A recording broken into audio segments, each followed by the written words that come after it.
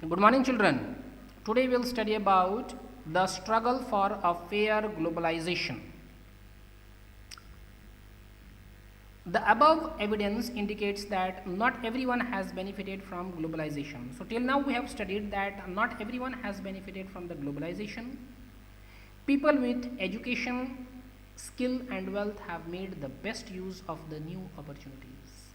Only the people who are highly educated, who have skill and who have wealth have benefited from the process of globalization. On the other hand, there are many people who have not shared the benefits. The workers or the lower class people have not got the benefit of globalization. Since globalization is now a reality, the question is how to make globalization more fair. It is clear that globalization is the reality for the world, but the main question is how to make globalization more and more fairer so that everyone will get the benefit of the globalization. Fair globalization would create opportunity for all and also ensure that the benefit of globalization are shared better. If there is fair globalization, that would create the opportunity for everyone, and it also ensures that there is the benefit of globalization is shared to the everyone, not only to the educated, skilled, wealthy people, but even to the poor laborers also. The government can play a major role in making this possible. The government can play a very important role in making this possible. Its policies must protect the interest not only of the rich and the powerful, but all the peoples in the country.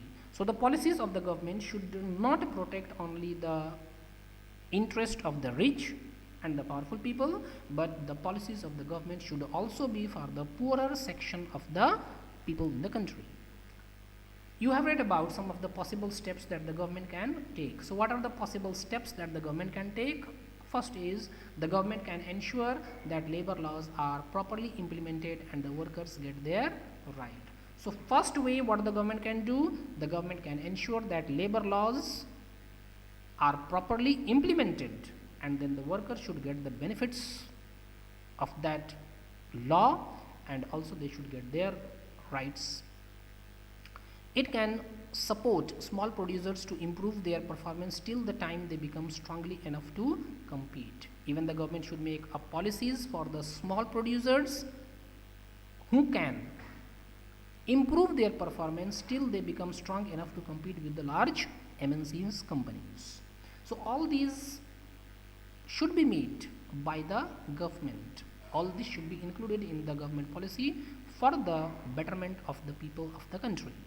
If necessary, the government can use trade and investment barriers. If there is a need, the government can also use the trade and investment barrier.